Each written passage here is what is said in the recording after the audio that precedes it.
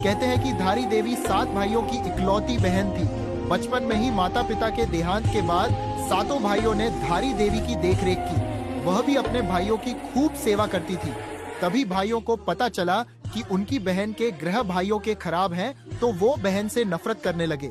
जब वह कन्या 13 साल की थी तो उसके 5 भाइयों की मृत्यु हो गई। बचे हुए 2 भाइयों को लगा कि इसी बहन के ग्रहों के कारण भाइयों की मृत्यु हो गई है। फिर उन्होंने रात्रि के समय में कन्या की हत्या कर दी और उसका सिर धड़ से अलग कर दिया। सिर और धड़ को गंगा में बहा दिया। कन्या का सिर बहते हुए दूरधारी गांव में पहुंच गया। प्रातःकाल में नदी किनारे एक व्यक्ति कपड़े धो रहा था। उसे लगा कि एक कन्या डूब रही है। बचाने का प्रयास किया, परंतु पानी बहुत था, इसीलिए पीछे हटा। तभी उस सिर में से आवाज आई कि डर मत, मुझे बचा। तू जहाँ जहाँ पैर रखेगा वहाँ पर सीढ़ियाँ बनती जाएंगी। उस व्यक्ति ने ऐसा ही किया और सीढ़ियाँ बनती गई। जैसे ही उसने कन्या समझकर सिर को उठाया तो कटा सिर देखकर घबरा गया। फिर सिर पर से आवाज आई कि मैं देवी रूप में हूँ, तू मुझे किसी पवित्र स्थान पर पत्थर के ऊपर स्थापित कर दे।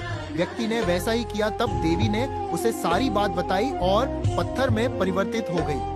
कन्या के शरीर का बाकी हिस्सा काली मठ में है, जहाँ मैथाना माँ के रूप में सुप्रसिद्ध है। धारी देवी मंदिर उत्तराखंड के पौड़ी गढ़वाल में स्थित है। माँ धारी को उत्तराखंड की रक्षक भी कहा जाता है। धारी देवी मंदिर में स्थित माता की मूर्ति सुबह कन्या, दोपहर युवती और शाम को बूढ़ी महिला के रूप में नजर आती है।